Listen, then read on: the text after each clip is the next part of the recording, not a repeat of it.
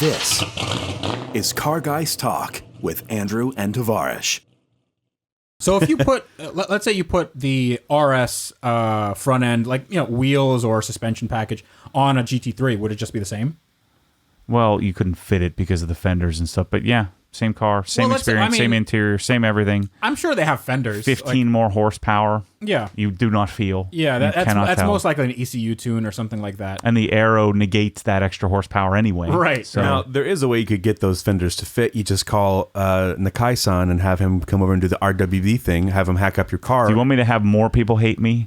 Yeah, let's do that. We don't want me talking about that. Quick before we end, what is your opinion? Because I have a very strong opinion on RWB stuff, and it's not what a lot of people like. A lot of people say, oh, it's an art, he comes over and he does all this stuff, and I'm just imagining like someone like Matt Morman, like, I spent so much time trying to get this car perfect and everything, and then this guy takes like some Harbor Freight tools and he just hacks it up, and he does everything kind of great. People are willing to pay him $20,000, but I really don't see the RWB is about culture, right? Yeah, it's a culture. It's like modern art. I punt that culture in the trash, but that's just not my style. I don't hate it. I don't hate on it. I think it's fantastic. I think all car culture is great. Even the the hella flush guys and the even guys. donks. Yeah, I mean, it's cool. I don't hate on it. I would never ever do it. I think it's stupid. Mm-hmm. But it's I get it. Yeah. I totally get it. Yeah. If you gave me an RWB, I'd say, well, can I give it back? Can I sell it first? Can I sell it? Yeah, it's worth a lot of money. Yeah, it's probably best to do that. I'll tell you right now, if I had the money, I'd do it. You do it? I would absolutely do it. Okay, so what about it do you like? I like the culture. I kind of bought into the whole like Porsche hipster, like, hey, he's an artist. He comes over and only drinks Coca-Cola from glass bottles and sits in your shop and smokes. It makes it smell bad, and it takes these Harbor Freight tools and hacks up the car. I like the end product. I think that I don't know how well it would stand like the test of time, because he's just like smearing caulk into the body lines with his finger. I don't know how long that would last. But because the thing is, I could do that. I could do that in my garage right now. But end product, the way that those cars look and the way that they apparently drive, all in. I can't imagine that it drives well. So I can't either. I know that they probably drive all right. I mean, all you have to do is make sure that it doesn't rub, and that's it. Because but you've got 3 45s in the rear. But nobody's tracking these things. These are showpieces. Oh no, they are.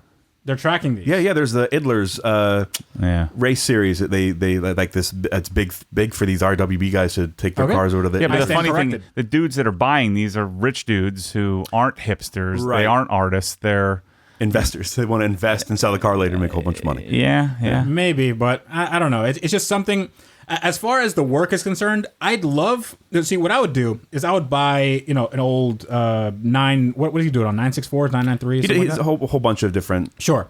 So I would buy one of those, just some old one, and I would get a kit. But I would say we can skip the part where he comes out and does the thing. You can't skip that part. Just send me the parts. You can't skip that because I can do what he does.